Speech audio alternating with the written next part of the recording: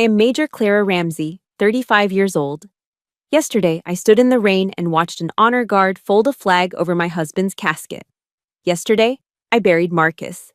Today, I became homeless. When I tried to slide my key into the heavy oak door of our Victorian home in Charleston, it didn't turn.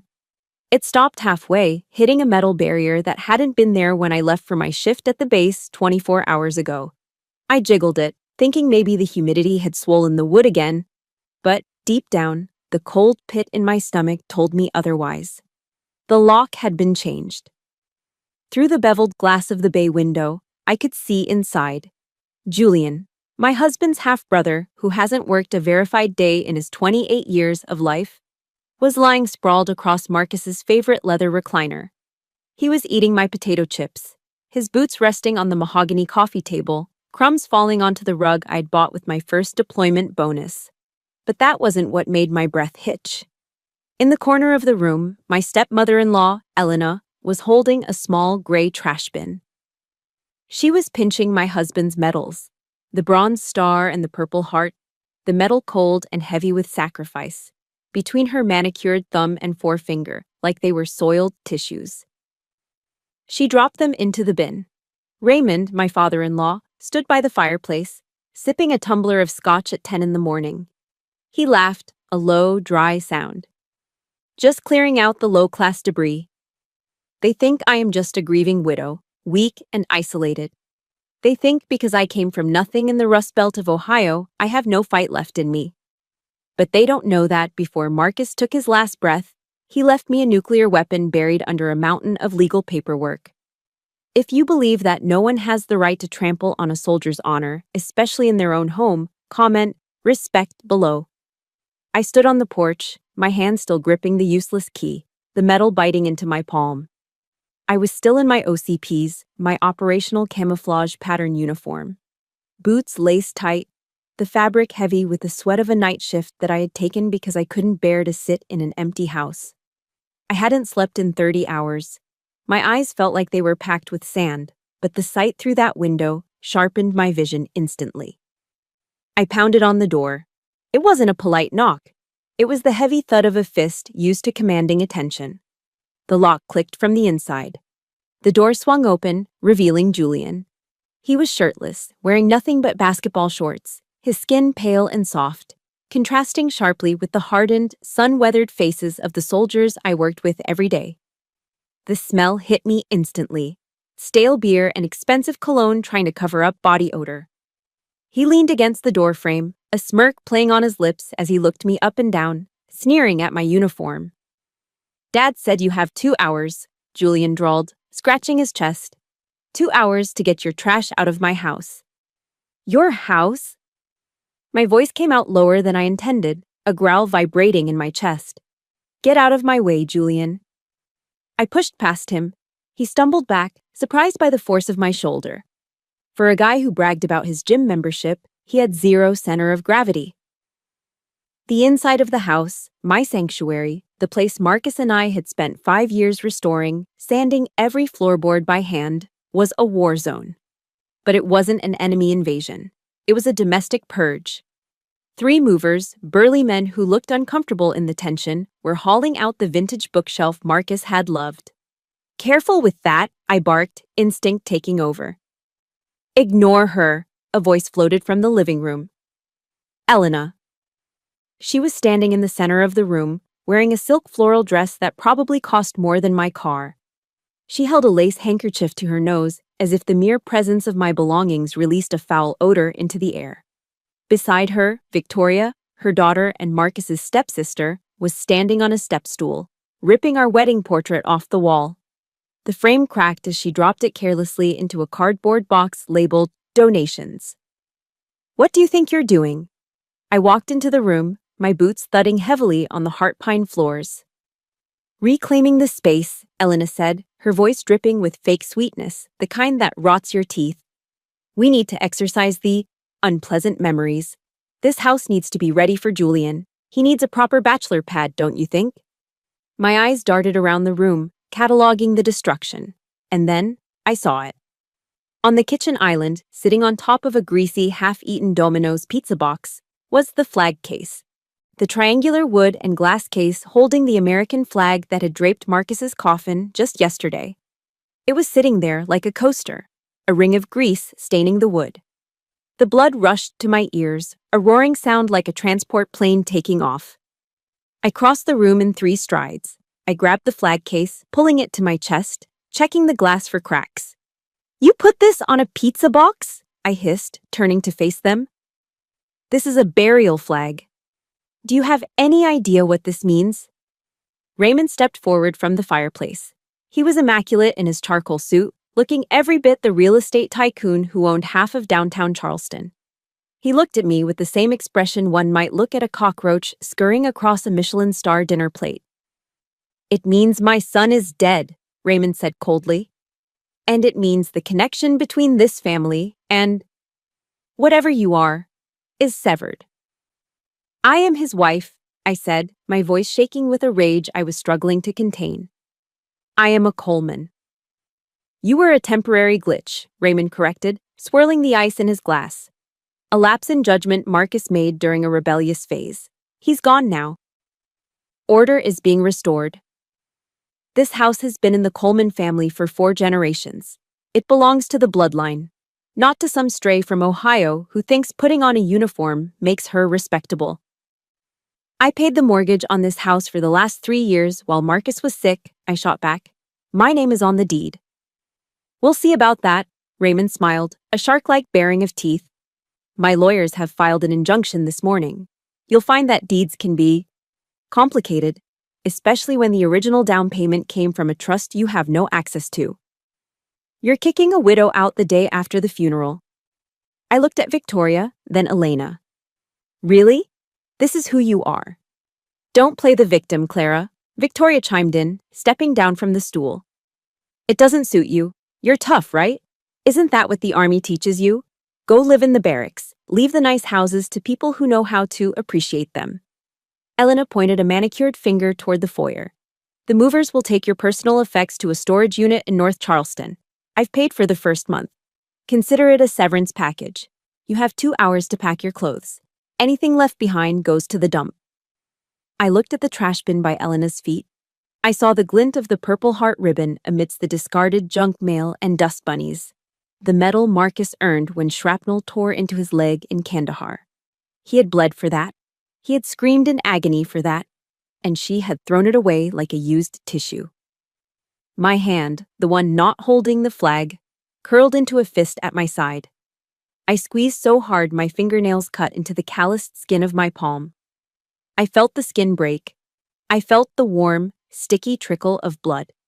The pain was sharp, grounding. It cut through the red haze of fury. I wanted to scream. I wanted to flip the table. I wanted to use the combat training ingrained in my muscle memory to clear this room of hostiles. But I didn't. Because that sting in my palm, that sharp physical pain of being dismissed and devalued, it felt familiar. It felt exactly like the first time I sat at a dinner table with these people, 8 years ago. The memory washed over me, pulling me out of the burning present and dragging me back to the cold, bitter start of it all. The sharp sting of my fingernails piercing my palm in the hallway wasn't just physical pain. It was a phantom sensation, a ghost of a feeling that dragged me violently back 8 years, to the very first time I realized that to the Colemans, I would never be family. I would always be the help, or worse, a stain on their pristine linen.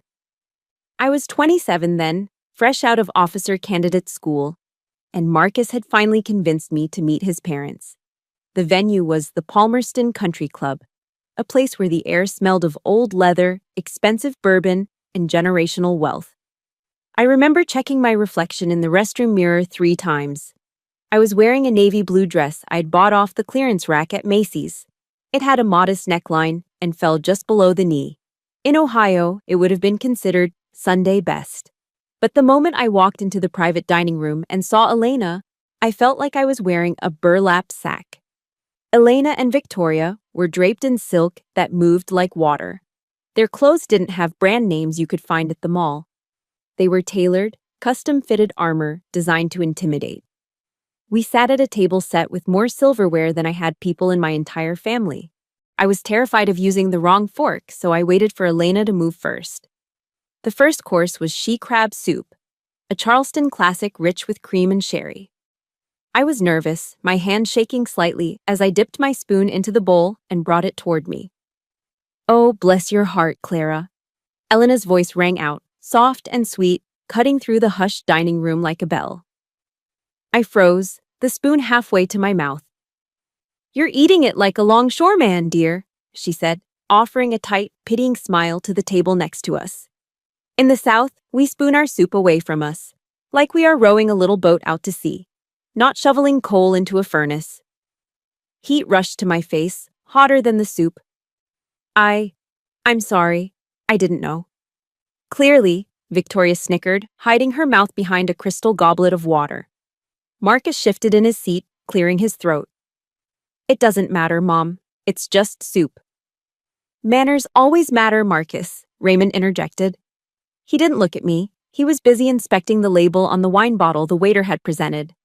"So, Clara, Marcus tells me you're in the Army. Logistics, was it?" "Yes, sir," I answered, trying to regain my composure. "I'm a quartermaster officer. I manage supply lines, ensuring our troops have everything from ammunition to food in hostile environments. It's actually quite complex." Raymond waved a hand dismissively, cutting me off. "Sounds loud and dirty." He finally looked at me, his eyes cold and assessing. "The Colemans have always been architects of society, Clara. We build the skylines. We fund the museums. We use our brains to accumulate power. We don't use our muscles to carry boxes in the mud. That's work for a different class of people." I felt small. I felt like the dirt he was describing. But I had prepared for this. I told myself they just didn't know me yet. I had a peace offering. "I brought you something, Elena," I said, reaching into my purse. I pulled out a scarf. It wasn't just any scarf. For 3 months, I had skipped lunches to save up for 3 skeins of pure, high-grade cashmere yarn. I had spent every free evening knitting it by hand, a complex cable knit pattern that made my fingers cramp.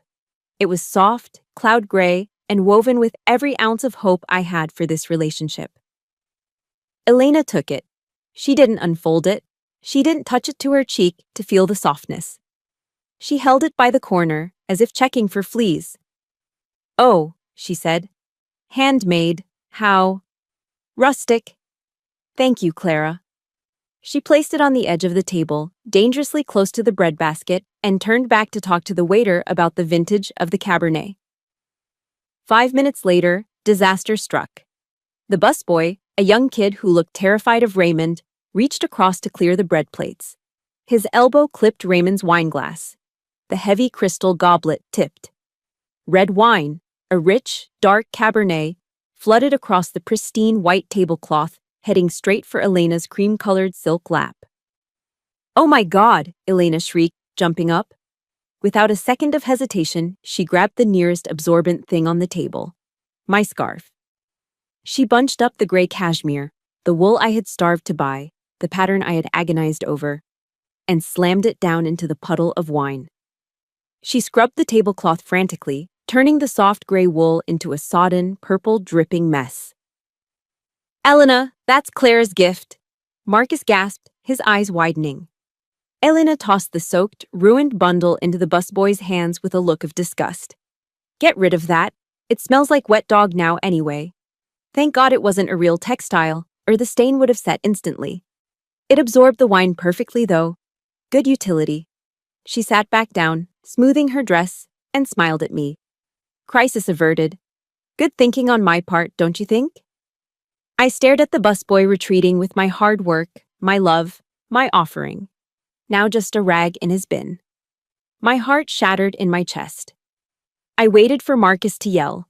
I waited for him to stand up, to throw his napkin down, to tell his mother that she was cruel and heartless. But he didn't. Instead, I felt a hand slip into mine under the table. Marcus squeezed my fingers hard. His hand was shaking. He was looking down at his plate, his jaw tight, his ears burning red. He was ashamed, but he was too afraid of his father's money and his mother's manipulation to say a word. That squeeze was an apology. It was a silent plea. Please endure this for me. Please don't make a scene. I love you, but I can't fight them. I squeezed back. Because I loved him. Because I thought love meant enduring humiliation to keep the peace. I didn't know then that silence is just permission given to abusers. If you have ever poured your heart into a gift, a gesture, or a relationship, only to have it treated like trash by the people you were trying to impress, please hit that like button and comment. I see you. Let's show the world that we support each other, even when our own families don't. Back in the hallway, 8 years later, the memory faded, leaving only the cold reality. Marcus was gone. The hand that used to squeeze mine under the table in silent apology was cold in the ground. There was no one left to hold my hand. I looked down at my fist. The blood from where my nails had broken the skin was real. I unclenched my fingers. Marcus couldn't protect me then. He couldn't protect me now. But looking at the movers hauling away the life we built, I realized something. I didn't need a hand to squeeze under the table anymore. I needed a weapon. And I remembered exactly where Marcus kept the only thing in this house that Julian and Raymond hadn't touched yet. That specific kind of rage, the one that starts in your gut and burns its way up to your throat, doesn't come from a single event. It's an accumulation. It's a slow poisoning. For years, I watched the Coleman siblings feed off Marcus like leeches attached to a host, draining him dry while I was the one working double shifts to replenish the blood supply. I remember the day Julian came to us with his vision. It was a Sunday afternoon, about 3 years ago. He sat on our porch, nursing a craft beer I had bought, outlining his plan for a tech startup. He used a lot of buzzwords he'd probably picked up from a YouTube guru: disruptive, scalable, synergy. He needed $50,000 in seed money. "It's a sure thing, Mark," Julian had said, leaning back with that arrogant ease of someone who has never had to worry about rent. "I just need the capital to get the app off the ground." Marcus looked at me. I shook my head, barely perceptible. We didn't have $50,000 to gamble. We were saving for a renovation on the master bath. But then, the phone rang. It was Raymond. "He's your brother, Marcus." Raymond's voice boomed through the receiver, loud enough for me to hear. "The family wealth is for the family. You have a responsibility to lift him up. Don't be selfish." So, Marcus wrote the check. He depleted our savings account because family supports family. 2 weeks later, I drove past a dealership on Savannah Highway. There was Julian, laughing with a blonde girl who looked like she was still in high school, leaning against a pre-owned cherry red Porsche 911. The startup never launched. The app never existed. But Julian got his new toy, and when Marcus asked about the business plan later, Julian just shrugged and said the market wasn't ready for his genius. The 50 grand was gone, absorbed into bottle service in Miami and high-octane gasoline. But Julian was just the loud, obvious parasite. Victoria was the silent killer. Victoria owned a boutique on King Street, nestled among the high-end retailers. It sold beige linen tunics that cost $300 and scented candles that smelled like driftwood and money. The store was always empty. It was a vanity project, a black hole for cash. At the time, I was working myself into the ground. I would pull a 10-hour shift at the base, managing logistics for a brigade deployment, dealing with endless spreadsheets and demanding commanders. Then, I would drive straight to the Charleston Veterinary Center. I'd swap my OCPs for blue scrubs and work another 6 hours as a vet tech, cleaning up dog vomit, holding terrified cats for blood draws, and mopping floors until midnight. I did it because the roof on the Victorian house needed repairs, and Marcus's salary as a veterinarian, while decent, couldn't support his father's demands and our bills simultaneously. One rainy Tuesday, Victoria called. She was sobbing. Her supplier was holding a shipment because she hadn't paid her last 3 invoices. She needed $10,000 by 5 o'clock, or she'd lose everything. Marcus was in surgery, so I went. I drove to King Street in my beat-up Ford, still wearing my scrubs from the clinic, smelling faintly of antiseptic and wet dog. I had the check in my pocket, money I'd earmarked for our retirement fund. I walked into the boutique. The bell above the door chimed softly. Victoria didn't see me. She was behind the counter, chatting with a woman who had a Louis Vuitton bag perched on her arm. It's just so hard, Victoria was sighing, adjusting a display of silk scarves. Running a business is exhausting, and I can't expect any help from my brother. He's completely whipped. Really? The customer asked, feigning interest. Oh, completely. Victoria lowered her voice, but in the quiet shop, it carried perfectly. He married this girl from Ohio. Total trailer trash. She's a gold digger, plain and simple. She saw the Coleman name and latched on like a tick. I honestly don't know what he sees in her. She has zero class. I froze by a rack of overpriced tunics. The check in my pocket felt like it weighed 100 pounds. Gold digger. The word slapped me across the face. I was the one scrubbing floors at midnight. I was the one eating peanut butter sandwiches for lunch so we could afford to fix the plumbing. I was the one writing the check to save her failing vanity project. And I was the gold digger. I wanted to storm up to the counter. I wanted to tear the check into confetti and throw it in her face. I wanted to scream that her business was a joke and her brother was the only reason she wasn't working at a drive-thru. But I didn't. I reached for my phone and put on my earbuds. I hit play on my Jocko podcast playlist. Jocko Willing's gravelly voice filled my head. Discipline equals freedom. Don't let your emotions control you. Take ownership. Hold the line. I breathed in. I breathed out. I channeled every ounce of military bearing I had. I walked up to the counter, placed the check on the glass surface, and looked Victoria dead in the eye. Here's the loan Marcus promised, I said, my voice flat, devoid of emotion. Make it last, Victoria. She turned pale, her eyes darting to the customer, then back to me. She snatched the check without a word. I turned on my heel and walked out. I didn't do it for her. I did it so Marcus wouldn't have to listen to her cry later. That was the dynamic. They took, we gave, and they despised us for it. And it all started before we even said, I do. It went back to the prenup. A week before our wedding, Raymond had summoned me to his office downtown. It was a cold, glass-walled room overlooking the harbor. He didn't offer me water. He slid a thick document across the mahogany desk. This is a prenuptial agreement, Raymond had said, not looking up from his laptop. Standard procedure for a family of our stature. It protects the Coleman assets from potential liabilities, investment risks. He looked at me then. You are the risk, Clara. You have debt. You have no lineage. If this marriage fails, and statistically, mixed-class marriages often do, you leave with what you came with, which is essentially nothing.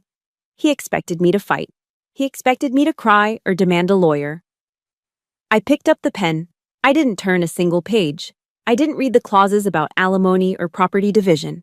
I signed on the last page, pressing down so hard the ink bled through to the wood. I'm signing this, I told him, staring him down. Not because I'm scared of you, but to prove that I don't want a dime of your money. I love your son.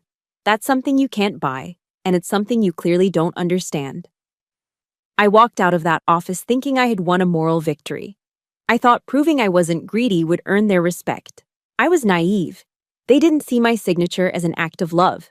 They saw it as submission. They saw it as a green light to treat me as disposable.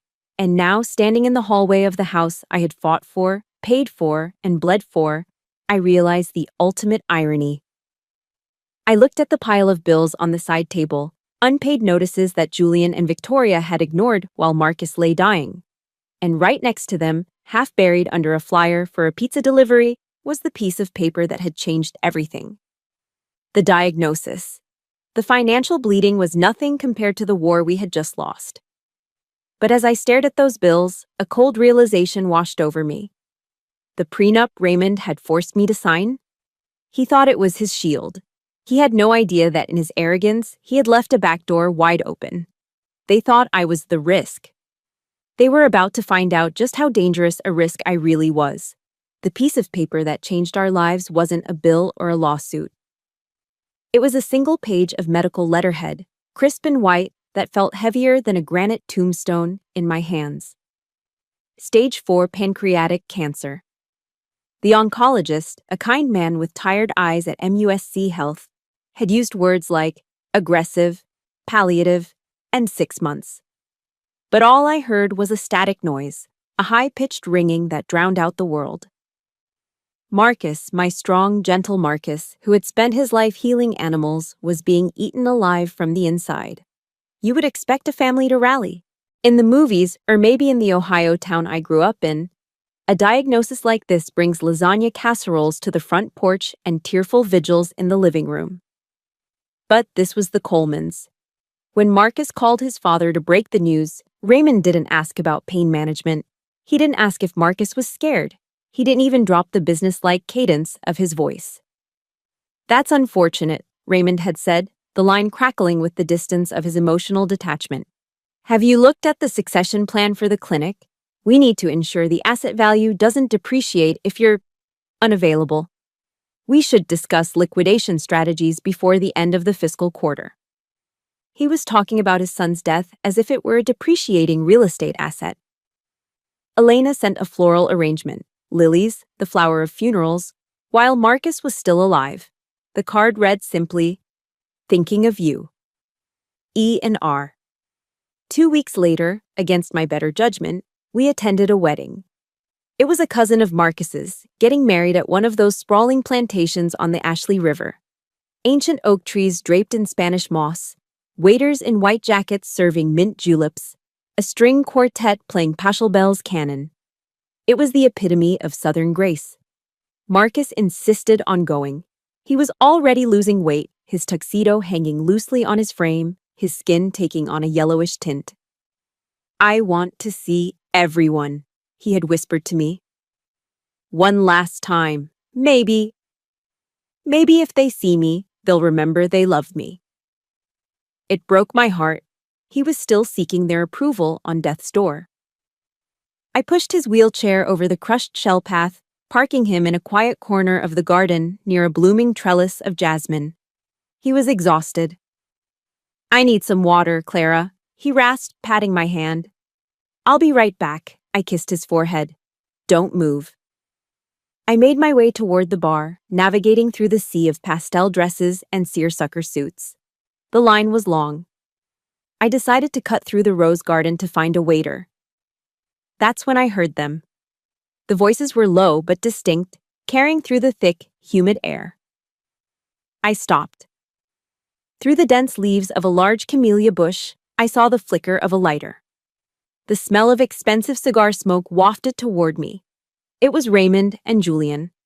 They were standing in a secluded alcove, away from the guests. "He looks like a corpse already," Julian said. There was no sadness in his voice, just a detached observation, like he was looking at roadkill. "How long did the doctor say?" 3 months. Maybe 4 if his heart is stubborn, Raymond replied. I heard the clink of ice in a glass. But looking at him today, I'd bet on 2. My breath caught in my throat.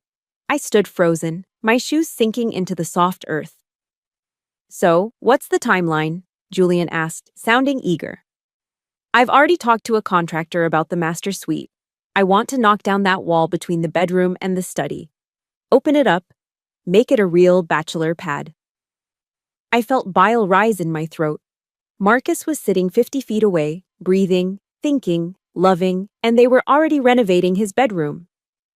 "Patience, son," Raymond soothed him. "We have to be surgical about this. The moment the heart monitor flatlines, and I mean the minute he is pronounced, I want you at that house with the locksmith. I've already drafted the work order." "What about her?" Julian asked. "The soldier girl. She's going to be a problem." Raymond chuckled, a dry rattling sound. "Clara? She's a non-factor. She signed the prenup, remember? She waived her rights to the estate, the business, the real estate. She gets nothing. She's essentially a squatter the moment Marcus dies. We change the locks, we liquidate the veterinary equipment to cover the taxes, and she goes back to the trailer park she crawled out of." "She's been paying the bills, though," Julian said, taking a drag of his cigar. "I saw the checks on the counter when I stopped by." "That's her stupidity, not our liability," Raymond said coldly. "If she wants to sink her salary into a sinking ship, that's charity. It doesn't buy her equity. Now, fix your tie. The bride is coming." I didn't get the water. I turned around, my legs trembling so violently I could barely walk. The world was spinning. The beautiful music, the laughter of the guests, the scent of jasmine, it all felt toxic, poisonous. I made it back to Marcus. I knelt beside his wheelchair, clutching the armrest to keep from collapsing. Clara?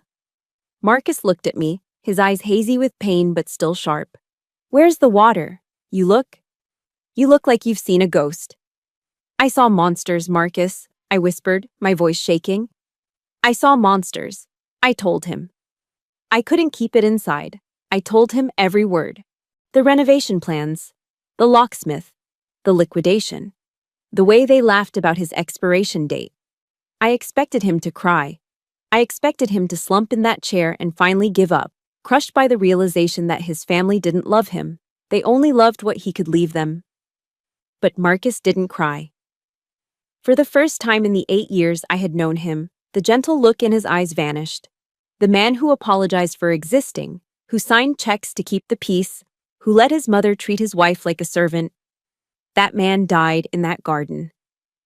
He gripped the armrests of his wheelchair. His knuckles turned white. He sat up straighter, wincing at the pain in his abdomen, but ignoring it.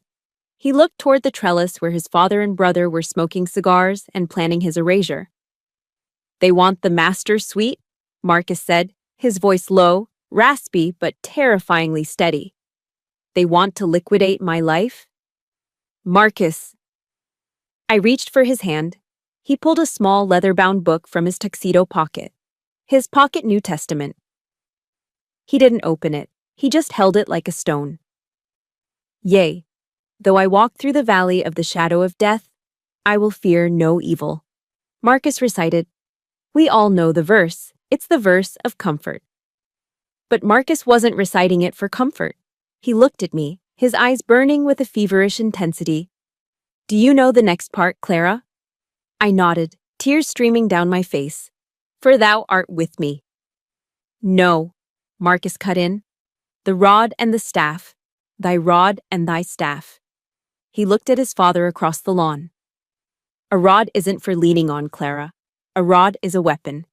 It's a club used to beat back the wolves. He turned to me, and a grim, cold smile touched his pale lips. They think I'm a dying dog they can kick on the way out, he whispered. They want a war? Okay, I'm going to give them a war. Get me out of here. Take me to Charles Peaton. Peaton, I blinked. The lawyer your dad hates? The shark? Exactly, Marcus said. If I'm going to die, I'm going to die standing up, and I'm going to make sure that when they come for you, they step on a landmine. I wheeled him out of that garden, leaving tracks in the crushed shells. We didn't say goodbye to anyone. The music played on, masking the sound of the first shot being fired in a war that would tear the Coleman dynasty apart. Charles Peaton's law office was located in a narrow brick building on Broad Street, sandwiched between a high-end art gallery and a bank that had been there since the Civil War. It didn't have a flashy sign, just a small brass plaque that hadn't been polished in a decade. Inside, the air smelled of lemon polish, old leather, and expensive tobacco. It was the smell of secrets. Charles Peaton was a legend in Charleston, but not the kind you invited to dinner parties. He was the kind you called when you wanted to destroy someone at a dinner party. He was 70, with a face like a crumpled map and eyes that missed nothing. He had represented Raymond Coleman twice in the 80s, and they had parted ways when Raymond tried to stiff him on a bill. Peaton never forgot a debt. I wheeled Marcus into the office. Peaton didn't offer sympathy. He didn't offer water. He looked at Marcus's gaunt face, then at the fire in his eyes, and simply asked, Who are we killing today? Metaphorically speaking, of course. My father, Marcus rasped, and the legacy he thinks he controls. Peaton smiled. It was a terrifying expression. Music to my ears. Let's look at the battlefield. Marcus laid it all out. The cancer. The eavesdropped conversation in the garden. The plan to change the locks. The prenup I had signed. Peaton reviewed the prenup, his reading glasses perched on the end of his nose. He hummed, flipping pages. Standard Coleman contract. Draconian. Ironclad. If you divorce, Clara gets nothing. If you die and your assets go to probate, Raymond will tie this up in court for 5 years. He'll bleed Clara dry in legal fees before she ever sees a dime. He knows she can't afford to fight him. That's his plan, I said, my voice steady. He calls it liquidation. However, Peyton slammed the folder shut, dust motes dancing in the afternoon light. Raymond Coleman has always had one fatal flaw. He assumes he's the smartest man in the room. He assumes the prenup protects the family assets. But he forgets that the law has back doors. Peyton pulled out a fresh legal pad. We are going to bypass the probate court entirely. We are going to make the will irrelevant regarding the house. How? I asked. Joint tenancy with rights of survivorship, Peyton said, savoring the words like a fine wine. He leaned forward. Listen closely, Clara. In South Carolina, if a property is held as tenants in common, your share goes to your estate when you die, which means it goes to probate and Raymond can contest it. But if we retitle the deed today, while Marcus is of sound mind, to joint tenancy with rights of survivorship, the house operates outside of the estate. He mimicked a sliding motion with his hands. The second Marcus's heart stops beating, literally the exact second, his interest in the house evaporates and transfers 100% to you. Automatically, instantly. It doesn't go to court, it doesn't go to the executors, it doesn't pass go, it becomes yours, solely. Raymond can waive that prenup around all he wants. It won't apply to property you already own fully by operation of law. I looked at Marcus. He was nodding. He knew this. This was the nuclear weapon he had mentioned. But we're not stopping there, Marcus whispered. He coughed, a wet, painful sound, but waved away my concern.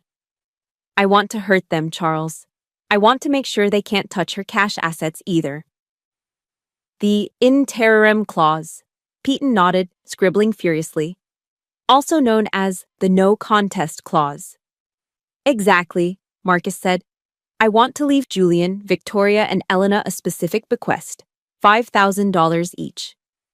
$5,000? I frowned. Marcus, that's $15,000 we could use. It's bait, Clara, Marcus explained, his eyes gleaming. If I leave them nothing, they can sue, claiming I forgot them or was under undue influence. They can drag you to court. But if I leave them a gift, even a small insulting one, I can attach a condition. Peyton finished the thought. The condition is, if any beneficiary challenges any part of this estate plan, or tries to evict Clara, or sues for more money, they instantly forfeit their $5,000 gift and are disinherited completely.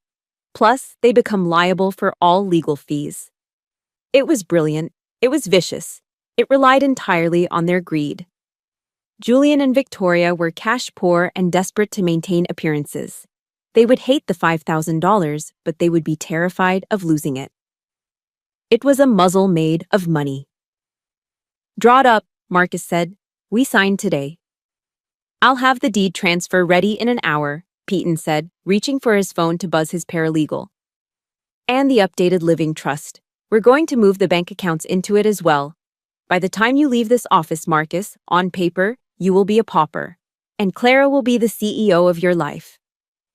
While Peyton and his team went to work, typing up the documents that would redefine my future, Marcus asked for a pen and paper. One last thing, he said. Marcus, you need to rest, I pleaded, seeing the sweat beading on his forehead. The adrenaline was wearing off, and the pain was returning. No, he said firmly. The legal trap is for their wallets. This, he tapped the pen against the paper, this is for their souls, if they have them. For 45 minutes, the only sound in the office was the scratching of Marcus's pen against the yellow legal pad. He didn't write with the flowery, poetic prose he used to use in my birthday cards. He wrote with jagged, hard strokes. He stopped only to catch his breath or wipe his brow. When he finished, he folded the letter into 3 crisp sections. He didn't put it in an envelope. He handed it to Peyton. Read this to them, Marcus said. After I'm gone, after you drop the bomb about the house, when they are screaming and threatening Clara, read them this. Peyton took the letter. For a second, the hard-nosed lawyer looked almost sad. It will be my pleasure, son. The paralegal came in with the documents, the deed, the trust, the updated will with the poison pill clauses. Marcus's hand shook as he held the pen over the signature line of the deed transfer. I put my hand over his, steadying it. Are you sure? I whispered. This is your family legacy. The Coleman name. Marcus looked at me. You are my legacy, Clara. You are the only Coleman who ever acted like one. He signed. The ink was dark and permanent. Marcus Anthony Coleman. He dropped the pen. It rolled across the mahogany desk with a hollow clatter. It's done, Peyton said, stamping the document with a heavy notary seal. Thump. The sound echoed like a gavel striking a block. I'll file this with the county clerk tomorrow morning at 8 a.m., before Raymond even has his morning coffee. Marcus leaned back in his wheelchair, his eyes closing. He looked exhausted, drained of every ounce of life force, but for the first time since the diagnosis, he looked peaceful. The fear was gone. Let's go home, Clara, he whispered. I'm ready now. I wheeled him out into the Charleston evening. The sun was setting, casting long shadows down Broad Street. We were leaving the war room, and the trap was set. Now, all we had to do was wait for the inevitable. We had just armed a landmine, and in a few short weeks, my grieving family was going to step right on it. The last week of Marcus's life, our living room, the one with the heart pine floors we had sanded together, ceased to be a home. It became a waiting room for death. We had moved the furniture to the garage to make room for a hospital bed, a rhythmic oxygen concentrator that clicked and sighed every 3 seconds, and a rolling table filled with morphine and saline. The hospice nurse, a saint of a woman named Brenda, told me it would be soon. His breathing is changing, she'd said gently, adjusting the blinds to keep the harsh Charleston sun out of his eyes. It's the Cheney-Stokes respiration. The pauses are getting longer. I wanted silence. I wanted to hold his hand and whisper to him about the time we got lost hiking in the Blue Ridge Mountains, or the time we adopted our first dog. I wanted peace. Instead, I got the Colemans. They arrived on a Tuesday afternoon. Raymond and Julian walked in without knocking. They didn't bring flowers. They didn't bring comfort. Raymond brought a heavy-duty, retractable metal tape measure. Marcus was sleeping, his chest rising and falling in shallow, jagged gasps. He looked so small in that bed, his skin translucent, his cheekbones sharp enough to cut glass. Raymond didn't even look at him. He walked straight past his dying son to the large bay window overlooking the street. Snap. The sound of the metal tape measure retracting was like a gunshot in the quiet room. 12 feet across, Raymond muttered, jotting something down in a leather notebook. If we tear out these built-ins, Julian, we can expand the view. Open concept is what sells right now. But for your bachelor pad, you might want these windows replaced with floor-to-ceiling glass. Get some of that modern aesthetic. Julian stood at the foot of Marcus's deathbed, scrolling on his phone. He looked bored. Yeah, but the floors, Dad. This pine is ancient. It creaks. I want white oak, something lighter. This place feels like a museum. I was sitting in a chair by Marcus's head, holding a sponge to his dry lips. My hand froze. He can hear you, I whispered, my voice trembling. He is right here. He is still alive. Raymond turned to me, looking annoyed that the furniture was speaking. He's heavily sedated, Clara.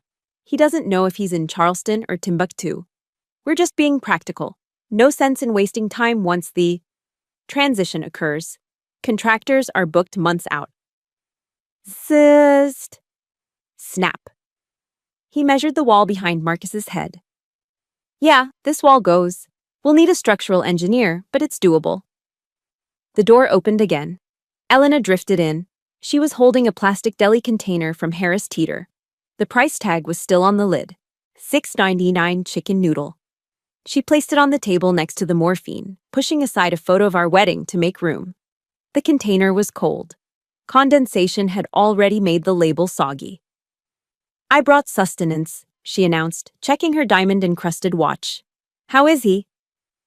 Dying, Elena, I said, feeling the hot tears prick my eyes. He is dying.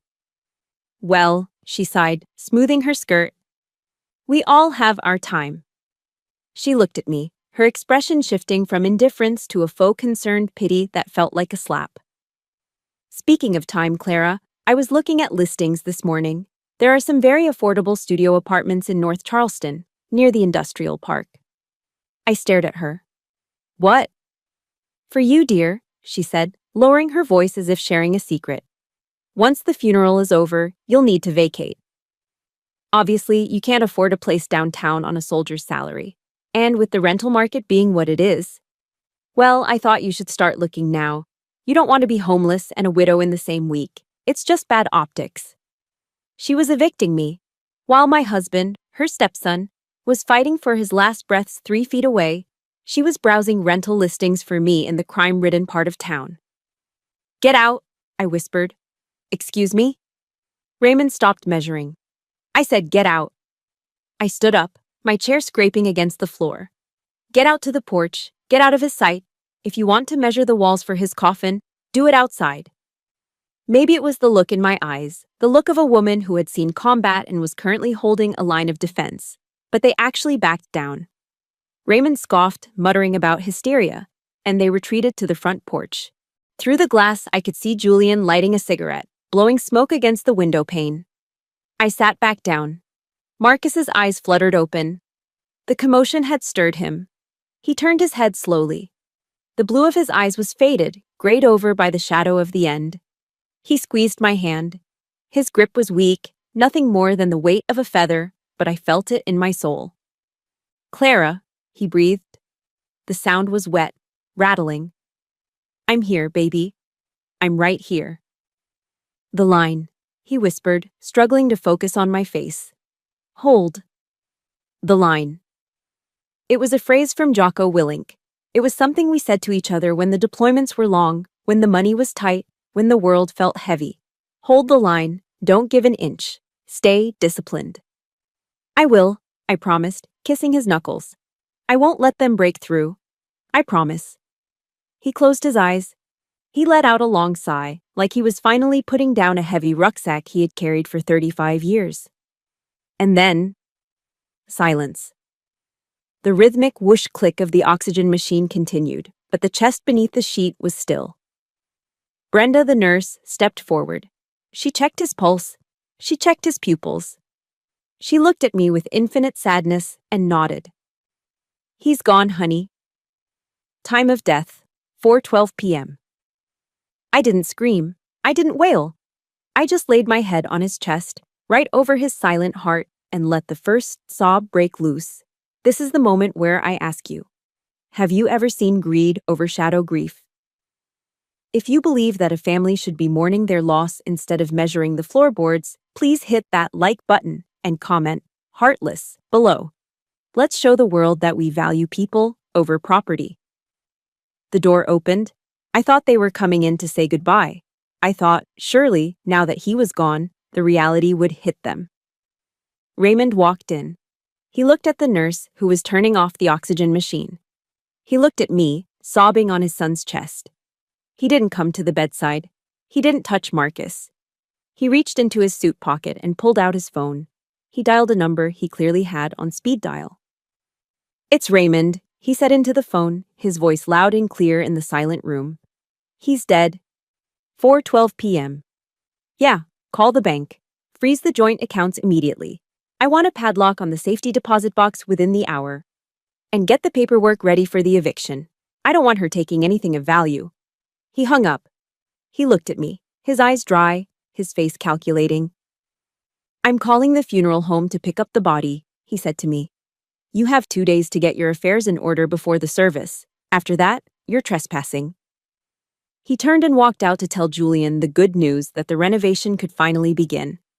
I stayed there, holding Marcus's cooling hand. They thought the war was over because the soldier had fallen. They had no idea that the soldier had passed the ammunition to me, and I was just waiting for the right moment to pull the trigger. The humidity in Charleston on the day of the funeral was oppressive, a wet, heavy blanket that made the black wool of my dress cling to my skin like a second layer of grief. The air inside the historic Episcopal Church wasn't much better, despite the industrial fans whirring in the corners. It smelled of stale incense, expensive lilies, and the distinct, sharp scent of old money. I walked through the heavy oak doors, my head held high. I was the widow. In every etiquette book, in every tradition known to civilized society, the widow walks first. The widow sits in the front pew, closest to the casket. The widow is the anchor of the mourning procession. But as I started down the center aisle, my eyes fixed on the mahogany casket draped in the flag I had rescued from the pizza box 2 days ago, a shadow stepped into my path. He was a large man, wide as a refrigerator, wearing a black suit that strained at the shoulders and an earpiece coiled behind his ear. He wasn't a church usher. He was private security. "Excuse me, ma'am," he said, his voice low but firm, blocking my way to the front row. "I'm his wife," I said, my voice hoarse from 2 days of crying. "Please move." "I'm sorry, ma'am." He didn't budge. He crossed his hands in front of him. "Mr. Coleman has given strict instructions. The first pew is reserved for the immediate nuclear family only, parents and siblings." I stared at him, the blood draining from my face. I am his immediate family. I am his wife. "The seating chart is final," the guard said, gesturing to a row 3 benches back. "You're listed in the Friends and Guests section, row 3. Please take your seat. We don't want to cause a scene in the house of God, do we?" I looked past him. In the front row, Raymond sat stoically, staring ahead. Elena was dabbing dry eyes with a lace handkerchief. Julian was checking his watch. Victoria was fixing her hair in a compact mirror. There was an empty space next to Julian, a deliberate gap where I should have been. A scene. That's what they wanted. They wanted the trashy girl from Ohio to scream and shout so they could point and say, "See? She has no class." I swallowed the scream building in my throat. I stepped back. I walked to the third row and sat down between a distant cousin I had never met and a former business partner of Raymond's. I sat there, staring at the back of Julian's head, feeling the eyes of 300 of Charleston's elite boring into my back. The widow in the third row. The message was clear. I was already an outsider. Then came the eulogy. Raymond walked up to the pulpit. He adjusted the microphone, looking every bit the grieving patriarch. He spoke for 20 minutes. He spoke about Marcus's childhood, his time at the prep school, his Coleman blood, and his potential. He spoke about how Marcus was a bridge to the future for his brother Julian.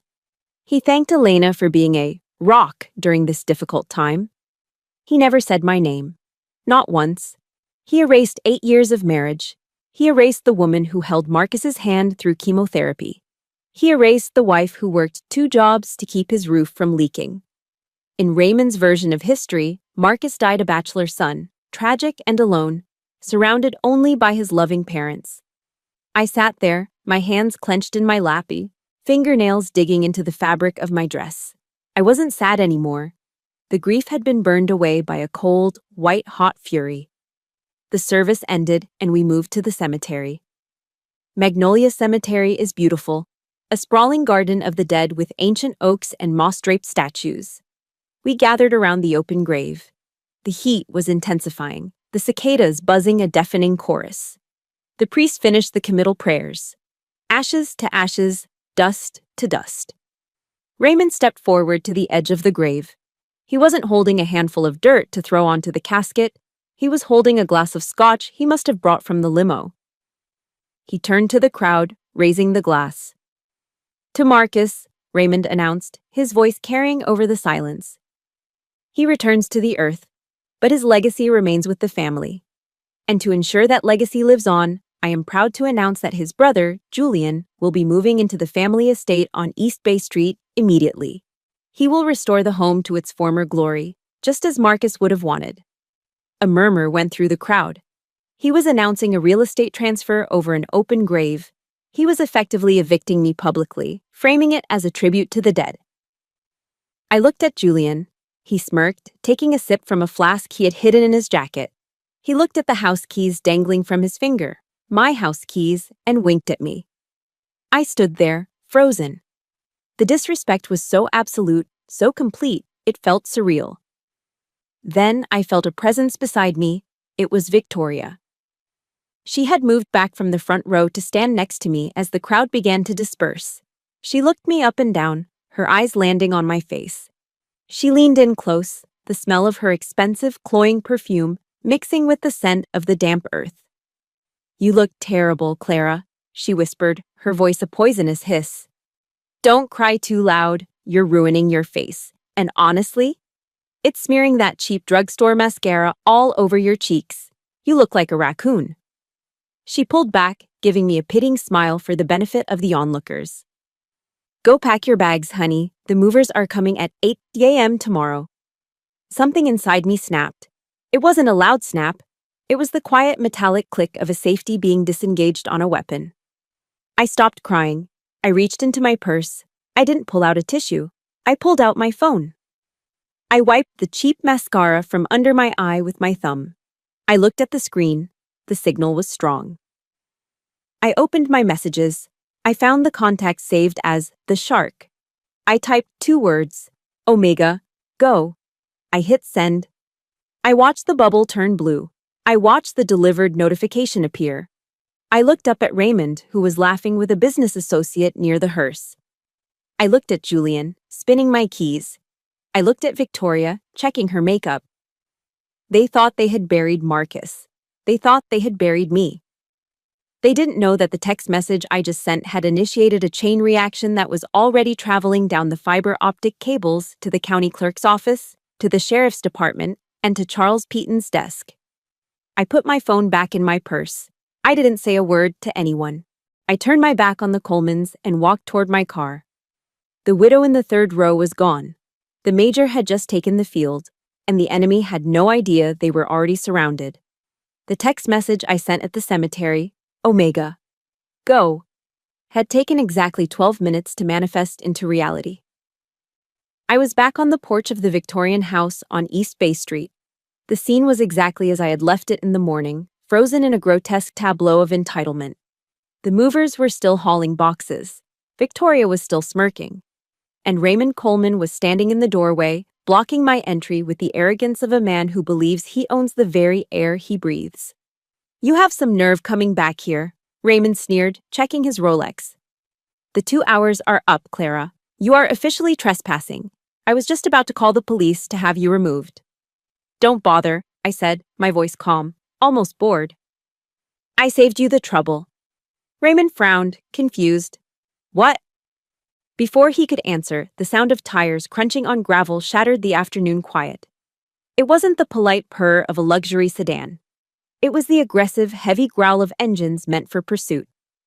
2 vehicles turned into the long driveway. The first was a black Lincoln Town Car with tinted windows. The second was a Charleston County Sheriff's Cruiser, lights flashing silently, the blue and red bouncing off the white columns of the porch. Raymond's face lit up with a smug satisfaction. "Well, look at that. They're prompt. I suppose someone at the precinct knows who pays the taxes in this town." He smoothed his tie and stepped down the stairs to greet them, putting on his best aggrieved homeowner face. "Officers," Raymond called out as the sheriff's door opened. "Thank you for coming. This woman is refusing to vacate my property. She's becoming belligerent." A massive boot hit the pavement. Sheriff Miller stepped out. He was a mountain of a man, 6'4", wearing his aviators despite the cloud cover. He wasn't just a deputy, he was the sheriff, an elected official who answered to the voters, not the country club board. Sheriff Miller adjusted his belt, ignored Raymond's outstretched hand, and walked right past him. He walked straight up the steps to where I was standing. He took off his sunglasses. "Major Ramsey," he said, tipping the brim of his hat, "I got your text. Are you safe?" "I'm safe, Sheriff," I replied. "Just dealing with a little confusion regarding property rights." "Good to hear," Miller smiled, a genuine expression that crinkled the corners of his eyes. "By the way, Rex is running on that back leg like a puppy again. That surgery you performed was a miracle. My wife says you're the only vet she trusts." Raymond stood frozen on the bottom step, his hand still extended into empty air. "Sheriff, do you know this woman? She's a squatter. I want her arrested." "Careful, Raymond," a sharp, gravelly voice cut through the air. Charles Peaton stepped out of the black Lincoln. He moved slower than the sheriff, leaning on a cane with a silver handle, but his presence carried more weight. He held a thick leather briefcase. "Charles?" Raymond blinked, looking between the lawyer and the sheriff. What are you doing here? This is a family matter. It was a family matter, Peyton said, climbing the stairs one by one, the tap-tap-tap of his cane echoing like a countdown. Now, it's a legal matter, and you are on the wrong side of it. We moved inside. The air conditioning was humming.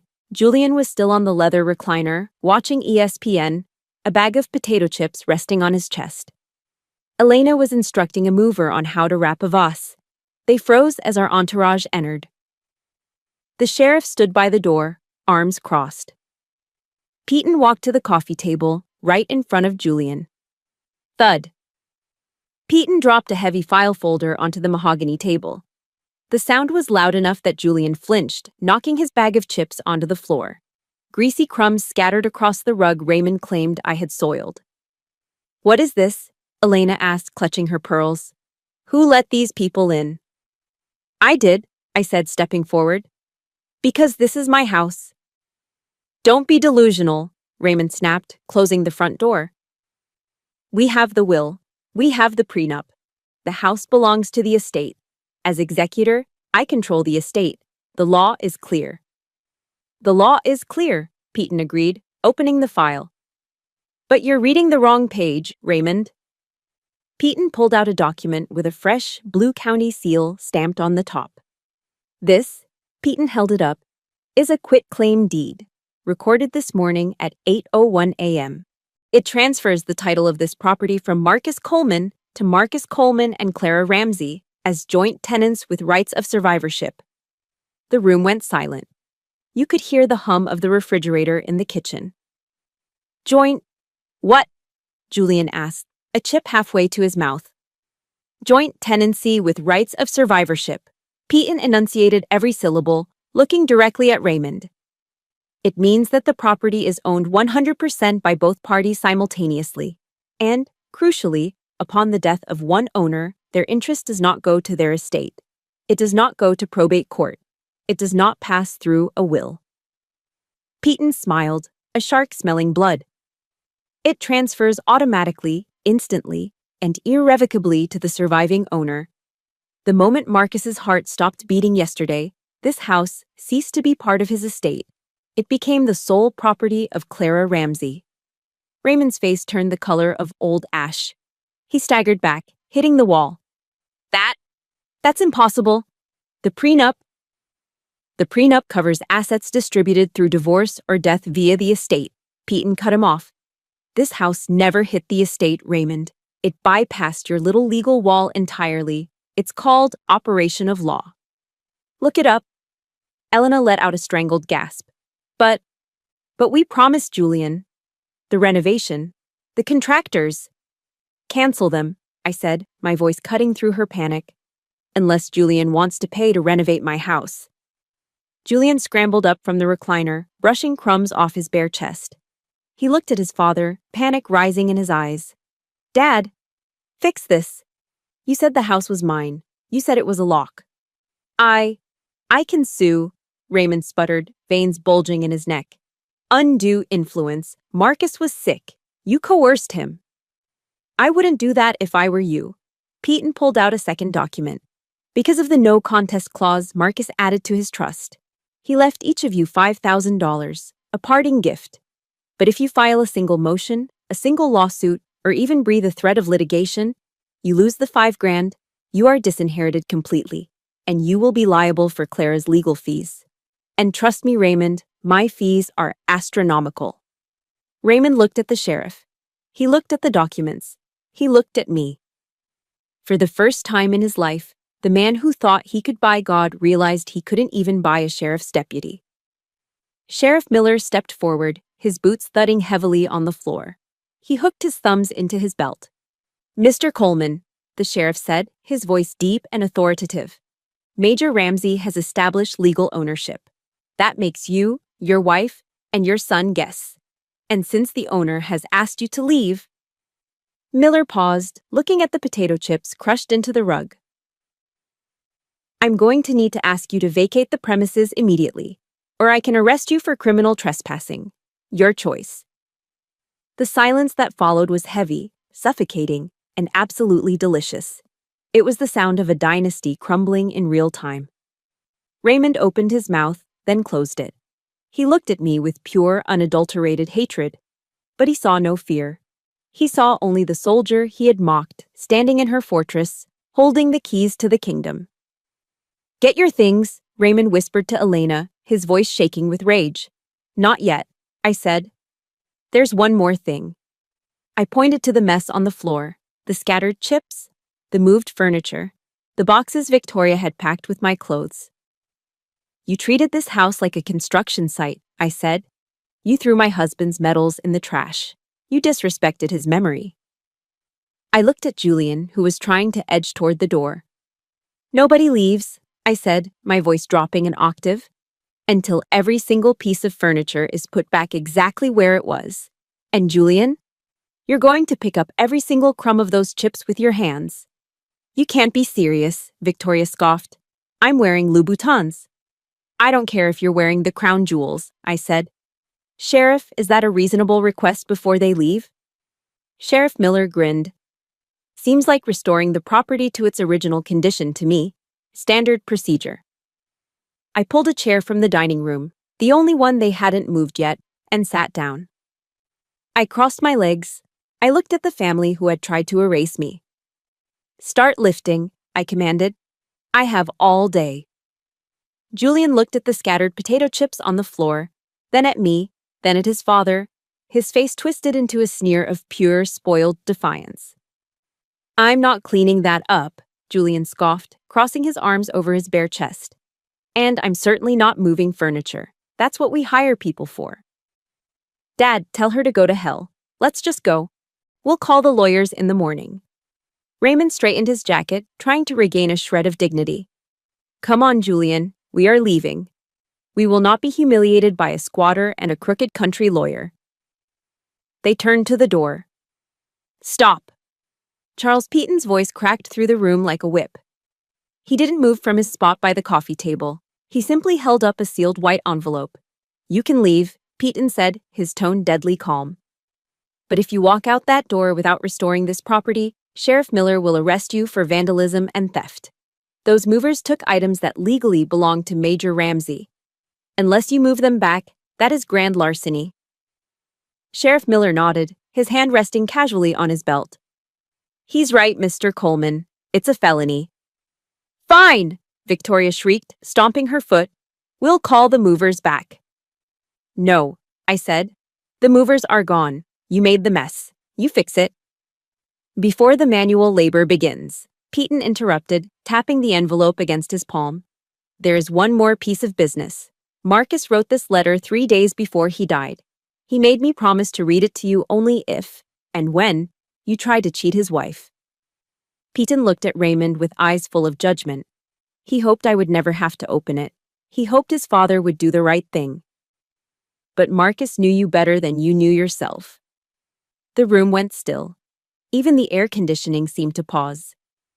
Peaton broke the wax seal. He unfolded the yellow legal paper, the handwriting shaky and jagged, written by a dying hand fighting for every stroke. "To my family," Peaton began, reading Marcus's words. "If you are hearing this, it means you did exactly what I feared. It means you didn't grieve for me. It means you tried to erase Clara before my body was even cold." Elena looked away, studying a painting on the wall. Raymond stared straight ahead, his jaw working furiously. "Dad, you always preached about the Coleman blood. You told me that blood was the only currency that mattered, that we were special because of who our ancestors were. You were wrong.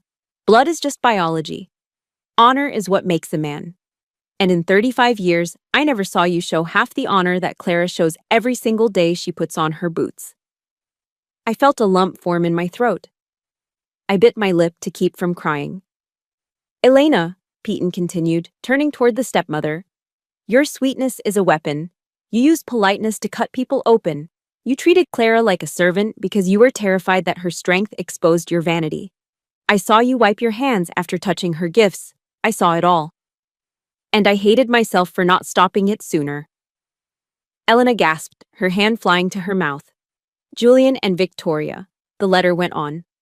"My brother and sister, I loved you. But I enabled you. I let you become parasites. You think the world owes you a living because of your last name. You are weak. And you are weak because you have never had to fight for anything. Clara fought for everything. She fought for her country. She fought for me. She fought for this house while you were buying cars and handbags with money you didn't earn. Peyton paused, looking at the scripture reference Marcus had scribbled at the bottom. There is a verse Clara loves. Proverbs 11:24. There is that scattereth, and yet increaseth, and there is that withholdeth more than is meet, but it tendeth to poverty. You tried to withhold everything from Clara. You tried to leave her with nothing. And because of that greed, you have lost everything. You have lost the house. You have lost the money. And you have lost the respect of the son who loved you. Peyton lowered the paper. Signed, Marcus Anthony Coleman. The silence that followed was heavy, suffocating. It wasn't the silence of remorse. These people were incapable of that. It was the silence of people who had been stripped naked in the town square. That's a forgery, Raymond whispered, though his voice lacked any conviction. It's notarized, Peyton said, placing the letter on the table. Now, the furniture. I stood up and pointed to the foyer. The wingback chair belongs in the master bedroom, upstairs.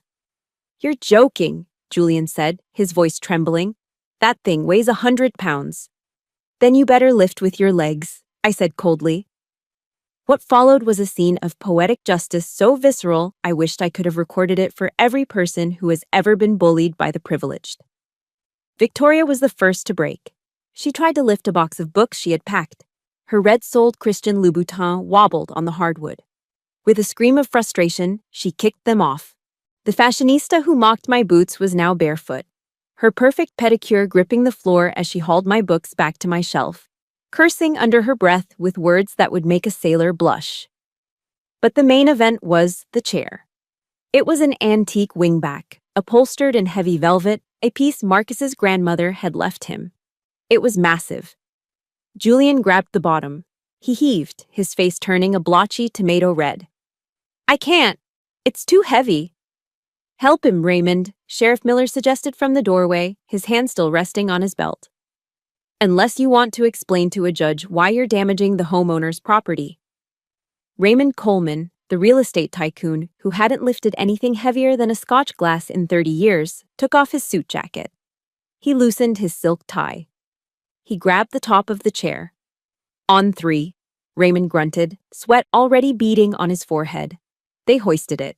They staggered toward the curved staircase. I walked up the stairs ahead of them. I stood on the landing, looking down. Careful, I commanded, my voice echoing in the stairwell. Don't scratch the banister. I just polished it. I watched them struggle. I watched Julian's knees shake. I watched sweat soak through Raymond's dress shirt, turning the expensive Egyptian cotton translucent. I listened to their labored breathing, the grunts of exertion, the physical manifestation of the burden they had tried to dump on me. Step by step, heave by heave, they were carrying the weight of their greed. When they finally reached the top, they dropped the chair in the hallway with a heavy thud. Julian collapsed onto the floor, gasping for air, clutching his chest. Raymond leaned against the wall, gray-faced, wiping sweat from his eyes with his sleeve. They looked small. They looked pathetic. They looked nothing like the titans who had sneered at me in the cemetery an hour ago. The master bedroom is to the left, I said, not offering them a drop of water. Put it in the corner facing the window. Marcus liked to sit there and watch the rain. They dragged it into the room. They positioned it. When they came back out, Victoria was waiting at the bottom of the stairs, holding her shoes, her hair a mess, her mascara running, ironically, just like she had mocked mine. We're done, Raymond wheezed, grabbing his jacket. We're leaving. One last thing, I called out from the top of the stairs. They looked up at me. I stood there, framed by the light of the chandelier, the mistress of my own fortress. Don't come back, I said. If I see any of you on this property again, I won't call the sheriff. I'll release the dogs. They didn't argue. They didn't threaten to sue. They shuffled out the door, heads bowed, defeated by a dead man's words and a soldier's will. I heard the engines start. I heard the tires retreat down the driveway. I walked down the stairs, silence reclaiming the house. I looked at the sheriff and Charles Peaton. "Good work, gentlemen," I said. "Pleasure was all mine," Peaton grinned, closing his briefcase. I looked at the spot where the potato chips had been. Julian had picked up every single crumb. The floor was clean. The house was mine. And somewhere, I knew Marcus was watching, finally at peace. Charleston is a city built on history, but it runs on gossip. In the humid, magnolia-scented air of the Low Country, secrets are the only currency more valuable than old money. And the story of what happened at the Coleman estate on East Bay Street traveled faster than a hurricane wind. 2 weeks after the sheriff escorted Raymond and his family off my property, the social fallout had settled over them like a thick layer of ash. They hadn't lost their fortune. Men like Raymond Coleman always have offshore accounts and diversified portfolios. But they had lost something far more precious in the South: their standing. I heard about it from Mrs. Abernathy, a neighbor who used to look through me as if I were invisible. She stopped me while I was checking the mail, eager to share the news. Apparently, when Raymond walked into the members-only lounge at the Carolina Yacht Club, the room went silent. No one offered to buy him a drink. No one asked about his golf handicap. The Whisper Network had done its job. He was no longer the grieving father. He was the man who tried to evict a war widow and got outsmarted by his own dead son. Elena fared even worse. The Junior League, the holy grail of Charleston's high society, quietly removed her name from the host committee for the upcoming spring gala. They claimed it was to give her time to mourn. But everyone knew the code. In this town, you can be mean, but you can't be caught being trashy. And trying to steal a house from a veteran is as trashy as it gets. I didn't gloat. I didn't post about it on Facebook. I just listened, nodded, and went back inside my house. The house was quiet now. The movers were gone. The furniture was back in place. The wingback chair sat in the master bedroom, facing the harbor, exactly where Marcus used to sit. On a Tuesday morning, a FedEx courier arrived with a thick envelope. The return address was Raymond's corporate office. I opened it on the kitchen counter. Inside was a cashier's check for $50,000. Attached was a typed note on heavy cardstock, unsigned. "Consider this a settlement for any misunderstandings. We expect this concludes all interactions. Do not contact us again." It was hush money. It was a bribe to keep me from filing further complaints or perhaps suing them for emotional distress. $50,000. To Julian, that was a car. To Victoria, a failed business investment. To me, it was an insult. I looked at the check. I thought about the years I spent clipping coupons. I thought about the extra shifts I worked at the clinic. $50,000 could pay off the rest of my student loans. It could buy a new car to replace my beat-up Ford. But then I looked at the flag case on the mantel. I took the check out to the front porch. I sat in the rocking chair Marcus had bought for our first anniversary. I struck a match. The flame caught the edge of the stiff paper, curling it black. I watched the numbers, the zeros, the commas, the bank logo, turn into smoke. I dropped the burning paper into an old ceramic ashtray and watched it crumble into gray dust. I scooped the cold ashes into a plain white envelope. I didn't write a letter. I just slipped a small index card inside on which I had written 4 words. Honor is not for sale. I mailed it back an hour later. I never heard from the Colemans again. With the war over, I had to figure out what peace looked like. For a soldier, peace can be the hardest adjustment, but I had a mission. I went to the veterinary clinic where Marcus had worked, the place Victoria wanted to liquidate. I used the savings from my military pay, money I had been hoarding for a rainy day that had finally passed. And I bought out the remaining partners. I took down the old sign. In its place, I commissioned a new one, hand-painted in gold lettering. The Marcus Coleman Veteran Veterinary Center. I restructured the business model. We still treated the poodles and Persians of downtown Charleston, but I launched a new program. We offered free care for service dogs and heavily discounted rates for the pets of veterans. On opening day, the waiting room was full. I saw men with prosthetic legs sitting with their golden retrievers. I saw young women with PTSD scratching the ears of their support cats. I saw a community that had been overlooked, finding a place where they were treated with dignity. Marcus would have loved it. He would have loved that his name was no longer associated with real estate greed, but with healing. Life fell into a rhythm. I started running again. Every morning at 5 a.m., before the heat became unbearable, I ran along the Battery. I watched the sun rise over Fort Sumter, painting the water in shades of violet and gold. My lungs burned, my legs ached, and for that hour, I felt alive. I wasn't just a widow. I wasn't just a victim of family drama. I was Clara. Strong, capable, and free. One evening, about 6 months after the funeral, I sat on the porch as the sun went down. The cicadas were starting their evening song. I had a glass of sweet tea in my hand. For 8 years, I had made sweet tea for Elena. She always complained it was too sweet, or not sweet enough, or that the ice was the wrong shape. I had drunk it with a knot in my stomach, waiting for the next criticism. I took a sip. The condensation was cool against my fingers. The tea was cold, amber-colored, and sugary. It tasted like summer. It tasted like ownership. For the first time, there was no bitter aftertaste of resentment. It was just tea. And it was perfect. I finished the glass and went inside. I walked up the curved staircase, the one Raymond and Julian had struggled to climb, and went into the master bedroom. I stood before the full-length mirror. I wasn't wearing my black morning dress. I wasn't wearing scrubs. I had put on my dress blues. The fabric was crisp, the creases sharp. I opened the jewelry box on the dresser.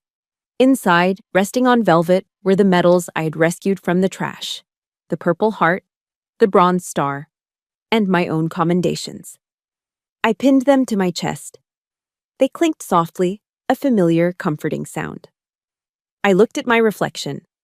I saw the lines around my eyes. Grief had left its mark, yes. But the eyes themselves were clear. The shadows were gone. I looked over my shoulder at the empty wing-back chair by the window.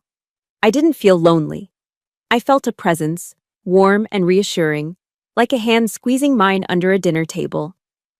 "We did it, Marcus," I whispered to the empty room. "The perimeter is secure. The home is safe." I touched the Bronze Star, feeling the cold metal warm under my fingertips. "Mission accomplished," I said, a small smile touching my lips. "Rest easy, soldier. I've got the watch from here." I turned off the light, leaving the room in darkness, save for the moonlight spilling across the floorboards we had saved.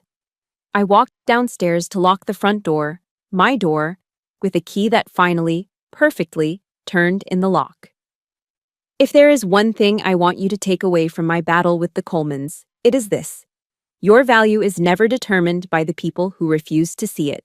For years, I thought if I just worked harder, smiled more, or stayed quieter, they would finally respect me. I was wrong. Respect isn't something you negotiate for. It is something you command by knowing your own worth. You cannot change a toxic family, but you can change the locks. Don't let a bloodline or a bank account define you. Stand tall in your own truth, because sometimes the bravest thing you can do is stop trying to please people who are committed to misunderstanding you. Now, I want to hear from you. Have you ever had to stand your ground against family members who didn't have your best interests at heart? How did you handle it? Please share your story in the comments below. I read every single one, and we can support each other. If Marcus's final letter gave you chills, or if you cheered when we made them carry that heavy chair, please hit that like button and subscribe to the channel. It helps us bring more stories of justice and resilience to light. Until next time, remember to hold the line. This is Major Ramsey, signing off.